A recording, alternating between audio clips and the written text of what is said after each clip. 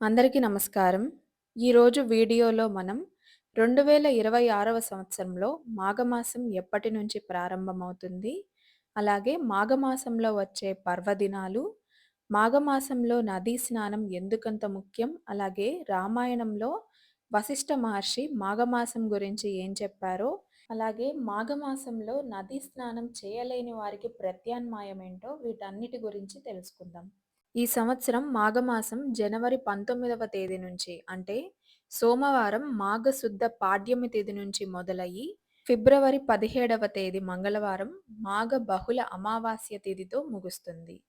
ఈ ఉత్తరాయణ మాసంలో ముఖ్యమైన పండగలన్నీ వస్తాయి. అవేంటంటే జనవరి 23వ తేదీ వసంత పంచమి, 26వ తేదీ రథసప్తమి, జనవరి 29వ తేదీ భీష్మ ఏకాదశి, ఫిబ్రవరి 1వ తేదీ మాఘ పౌర్ణమి, అలాగే ఫిబ్రవరి 15వ తేదీ మహాశివరాత్రి పర్వదినాలు వస్తున్నాయి. అమ్మవారికి శ్రావణ మాసం, పరమశివుడికి కార్తీక మాసం అంటే ఎంత ప్రీతికరమో, ప్రత్యక్ష నారాయణుడైన సూర్యభగవానుడికి ఇష్టమైన మాసం మాఘమాసం. ఇంకా చెప్పాలంటే దక్షిణాయనంలో కార్తీక మాసం ఎంత పవిత్రమైనదో, ఉత్తరాయణంలో మాఘమాసం అంటే అంతే విశిష్టమైనదని మన వేద పండితులు చెబుతున్నారు. ఈ మాసంలో సూర్యుడికి పూజించడం వల్ల అనారోగ్య సమస్యల నుంచి బయటపడతాము. మరీ ముఖ్యంగా సూర్య నమస్కారాలు చేయడం వల్ల చర్మ వ్యాధులే కాదు, మధుమేహం లాంటి దీర్ఘకాలిక అనారోగ్య సమస్యలు కూడా దూరమవుతాయి. అలాగే ఈ మాసంలో నదీ స్నానాలు, సముద్ర స్నానాలు, జపం, ధ్యానం, ధర్మాలు చేయడం, పురాణ పఠనాలు చేసిన ఎంతో పుణ్యప్రదం. ఈ మాసంలో ఆదిత్య హృదయ స్తోత్రం, సూర్యనారాయణ దండకం చదవడం వల్ల పలు సమస్యల నుంచి పరిష్కారం లభిస్తుంది. ఆదిత్య హృదయం స్తోత్రం ఎలా చదవాలో వీడియో చేసున్నాను. వీడియో లింక్ కింద డిస్క్రిప్షన్లో ఇస్తాను. మాఘమాస విశిష్టత గురించి రామాయణంలో చెప్పబడింది. అదేంటంటే రఘువంశంలో సుప్రసిద్ధుడైన దిలీప మహారాజు ఓ రోజున వేట కోసం హిమాలయ పర్వతాలలో సరస్సు సమీపానికి వెళ్ళాడు. అక్కడ ఒక ముని ఎదురుపడి, ఈ రోజు నుంచే మాఘమాసం ప్రారంభమవుతుంది. నీవు ఇంకా మాఘస్నానం చేసినట్టు లేదు, త్వరగా చెయ్యి అని చెప్తాడు. అలాగే దిలీపుడు దాని ఫలితం గురించి అడిగితే, రాజగురువు వశిష్ఠ మహర్షిని అడిగితే ఇంకా వివరంగా చెబుతారని చెప్పి అక్కడి నుంచి వెళ్ళిపోతాడు.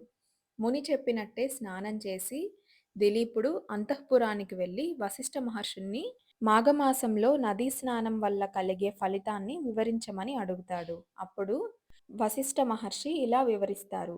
మాఘమాసంలో ఒక్కసారి ఉషోదయ స్నానం చేస్తే ఎంతో ఫలదాయకం. అలాంటిది నెలంతా లభించే ఫలితం ఎంతో గొప్పదని చెబుతాడు. అలా చెబుతూ గతంలో ఒక గంధర్వుడికి అన్నీ సక్రమంగానే ఉన్నా గత జన్మలలో కర్మ ఫలితం వల్ల ముఖం అందవికారంగా ఉండేది.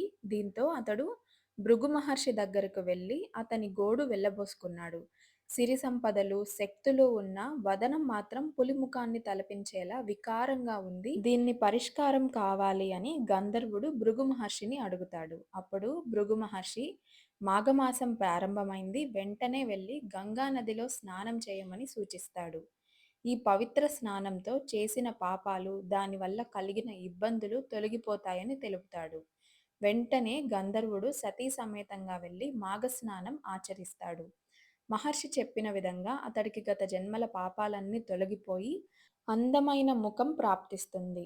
మన పురాణాల్లో, వేదాల్లో చెప్పిన దాన్ని బట్టి మాఘమాసంలో పూర్వకాలం నుంచే ఉదయాన్నే లేచి నదీ స్నానం చేసి, దీపారాధన చేసి, నువ్వులతో హోమం వేసి, తిలదానం, నువ్వుల భక్షణం లాంటివి చేసేవారు. మాఘమాసంలో శుద్ధ విదియ నాడు బెల్లం, ఉప్పుని దానంగా ఇచ్చేవారు. అలాగే శుక్లపక్ష విదియ, చవితి, పంచమి, షష్ఠి, శుద్ధ సప్తమి, అష్టమి, నవమి, ఏకాదశి, ద్వాదశి, త్రయోదశి, మాఘ పూర్ణిమ కృష్ణపక్షంలో పాడ్యమి, సప్తమి, ఏకాదశి, ద్వాదశి, చతుర్దశి, అమావాస్య రోజుల్లో వ్రతాలు, వివిధ దేవతలను ఉద్దేశించి పూజలు చేసేవారు. అందుకే మాఘమాసానికి అంతటి విశిష్టత ఏర్పడింది. కాబట్టి అందరూ కూడా ఇంతటి విశిష్టమైన మాఘమాసంలో నదీ స్నానాన్ని ఆచరించండి. ఈ మాఘమాసంలో అన్ని నదులు గంగా నదితో సమానమే. అయితే నదిలో స్నానం చేయలేని వారు ఇంట్లో స్నానం చేసేటప్పుడు గంగాది యమున దివ్య తీర్థాలను స్మరించి స్నానం చేయాలి. ఇలా చేయడం వల్ల దారిద్ర్యము, దుఃఖము, అనారోగ్యము అన్నీ నివారింపబడతాయి. రోజు అనారోగ్యం వల్ల కానీ లేదా సమయం లేకపోవడం వల్ల కానీ నదీ స్నానం చేయడం వీలు కాని వారు మాఘమాసంలో పాడ్యమి, విదియ, తదియ తిథుల్లో స్నానం చేయండి. మళ్ళీ త్రయోదశి, చతుర్దశి, మాఘ పౌర్ణమి తిథుల్లో తప్పకుండా నదీ స్నానాన్ని ఆచరించండి. మాఘమాసంలో నదీ స్నానం చేసేటప్పుడు చెప్పవలసిన శ్లోకాన్ని కూడా కింద డిస్క్రిప్షన్‌లో ఇస్తాను. నది అందుబాటులో లేని వారు తాటాకంలో కానీ, బావిలో కానీ స్నానం చేయడం మంచిది. ఇవి ఏమీ కూడా అందుబాటులో లేనప్పుడు పవిత్ర నదీ స్మరణతో గంగే చ యమునే చైవ గోదావరి సరస్వతి నర్మదా సింధు కావేరి జలస్మిన్ సన్నిధౌ కురు అని చెప్పుకుంటూ ఇంట్లోనే స్నానం చేయొచ్చు. కాబట్టి ఈ మాఘమాసం అంతా కూడా వీలైన వారు నదీ స్నానం చేసి మాఘమాస విశిష్టతను గుర్తించి మీ ఇంట్లో వారికి, మీ పిల్లలకు కూడా మాఘమాస విశిష్టతను చెప్పండి. వీడియో నచ్చితే లైక్ చేసి షేర్ చేయండి. ఓం నమో సూర్యనారాయణ నమః అని కామెంట్ సెక్షన్‌లో కామెంట్ చేయండి.